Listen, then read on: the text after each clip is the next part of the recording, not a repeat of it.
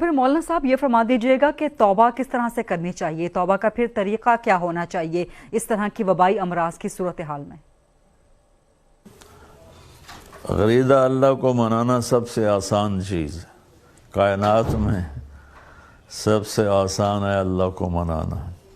ماں بہت بڑا رشتہ ہوتا ہے، اسے منانے پر بھی زور لگتا ہے، لیکن میرے رب کی قسم میں کیا بتاؤں آپ کو، میرا رب کہتا ہے میرا بندہ، میری بندی تو اتنے گناہ کر،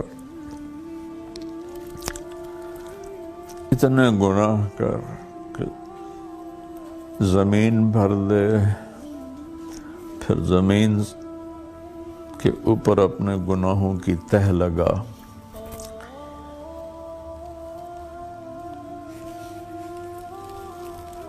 پھر اس کو اٹھاتے اٹھاتے اٹھاتے آسمان کی چھت سے لگاتے۔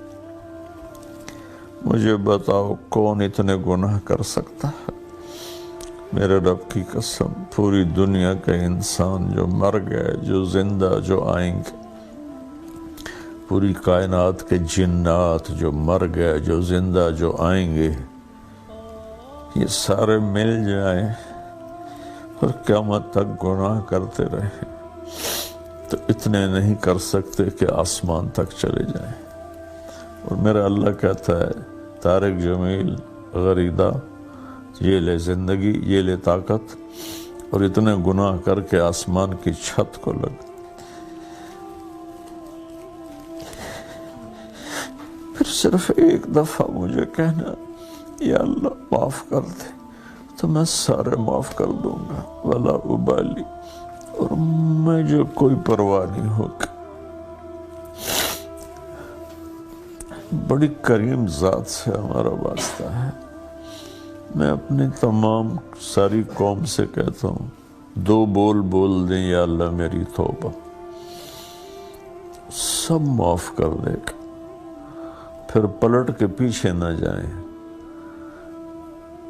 اور اپنی توبہ پہ پکے ہو جائیں، چاہے حقوق اللہ ہیں چاہے حقوق العباد ہیں، اس کی تلافی کی پھر کوشش کریں، پھر ٹوٹ جائے پھر توبہ کر لیں۔ میرے نبی کا فرمان ہے دن میں 70 دفعہ توبہ ٹوٹے، 70 دفعہ توبہ کر لو تو اللہ تعالیٰ خوش رہتا ہے۔ تو اللہ سے معاملہ بڑا زبردست ہے، جتنی دفعہ ہم توبہ کریں گے اتنی دفعہ معاف کرے گا۔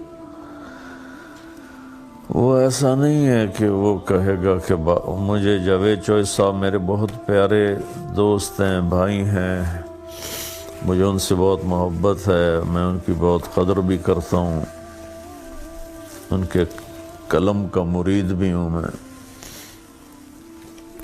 وہ مجھ سے کہنے لگے آپ یہ بات کرتے ہیں کہ جتنی دفعہ توبہ کرو اللہ معاف کرتا ہے، تو آپ کا نوکر 2-3 دفعہ کرے غلطی، آپ اس کو رکھیں گے، آپ نکال نہیں دیں گے؟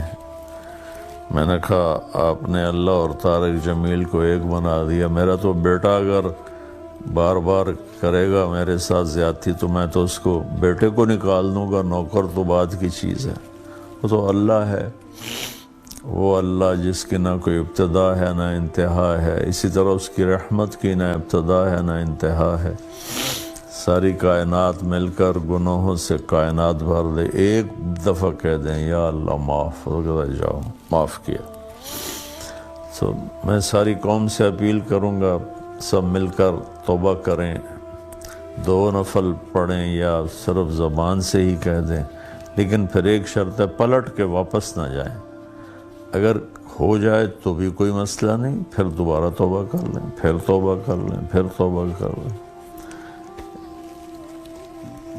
ایک شخص تھا بنی اسرائیل میں، موسیٰ علیہ السلام کی قوم میں تھا، بہت گناہ گار تھا، بہت گندی زندگی تھی۔ جب وہ مرنے لگا تو اس نے اپنے بیٹوں سے کہا کہ میں نے بہت غلط زندگی گزاری ہے، میری بخشش شاید نہ ہو۔ تو میں جب مر جاؤں تو مجھے جلا دینا، اور میری راکھ آدھی پانی میں بہا دینا، آدھی ہوا میں اڑا دینا، تاکہ میرا جسم بکھر جائے اور میں اللہ کے سامنے کھڑا ہی نہ ہو سکوں۔ تو انہوں نے اس کو جلا دیا، آدھی دریا میں بہا دی، آدھی ہوا میں اڑا دی۔ اللہ کریم قدیر نے اسے ایک ایک ذرے کو جمع کر کے اپنے سامنے کھڑا کیا۔ اللہ تعالیٰ نے فرمایا یہ تو نے کیوں کیا تھا؟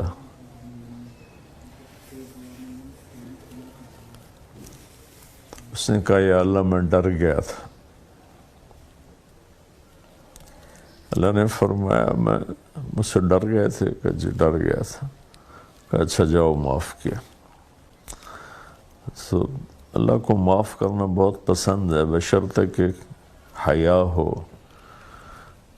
بشرطے کہ شرم ہو، ندامت ہو۔ لیکن اگر ایسا ہو کہ دیکھ لیں گے جو ہوگا تو یہ تو بہت نادانی والی بات۔ بتا رہے تھے کہ خدا اور بندے کا تعلق اور اس میں توبہ کی اہمیت کیا ہے، اور خاص طور پہ اس طرح کے وبائی امراض جب پھوٹ پڑتے ہیں، خدا کی طرف سے آزمائش تو ہوتا ہے، خدا کے قہر کا اظہار بھی ہوتا ہے۔ اس میں توبہ کس طرح سے کرنی چاہیے؟ بار بار کرنی چاہیے؟ بار بار غلطی ہو جائے تو بار بار توبہ کی جائے؟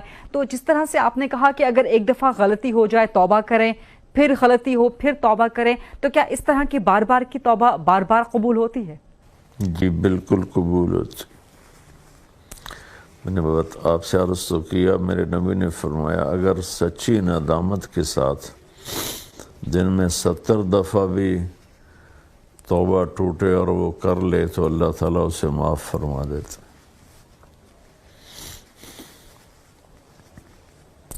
اصل میں ہم نے اللہ کی رحمت کو سمجھا ہی نہیں ہے،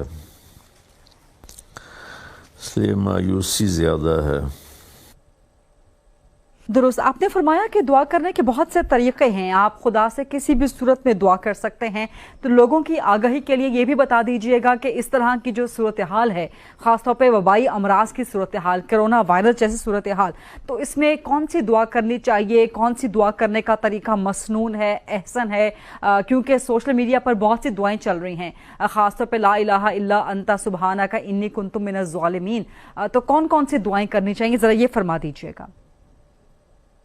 دعا پڑھنے کی چیز نہیں غریدہ، دعا مانگنے کی چیز ہے۔ درست، پڑھنے کو دعا نہیں کہتے، مانگنے کو دعا کہتے ہیں۔ اگر آپ نے دعا کی حقیقت سمجھنی ہو تو یہ مانگنے والوں کو دیکھیں کہ وہ چہرے پر کیسی مصنوعی مسکنت لاتے ہیں اور کس طرح فریادی بنتے ہیں، کہ ہمیں پتہ بھی ہوتا ہے کہ یہ پیشہ ور ہیں، پھر بھی ہم 10-50-100 روپے ان کی ہتھیلی پہ رکھ دیتے ہیں۔ دعا الفاظ کا نام نہیں ہے، دعا کیفیت کا نام ہے۔ وہ کیفیت اردو عربی کی محتاج نہیں، ورنہ گونگے کیسے مانگیں۔ وہ کیفیت انگلش فرینچ کی محتاج نہیں۔ اس کیفیت کے ساتھ جب اللہ کو پکارا جاتا ہے اور اس سے مانگا جاتا ہے تو وہ چیز دعا بن جاتی ہے۔ تو اللہ تعالیٰ ساغر صدیقی کی بخشش فرمائے، اس نے کہا تھا ہے دعا یاد مگر حرف دعا یاد نہیں۔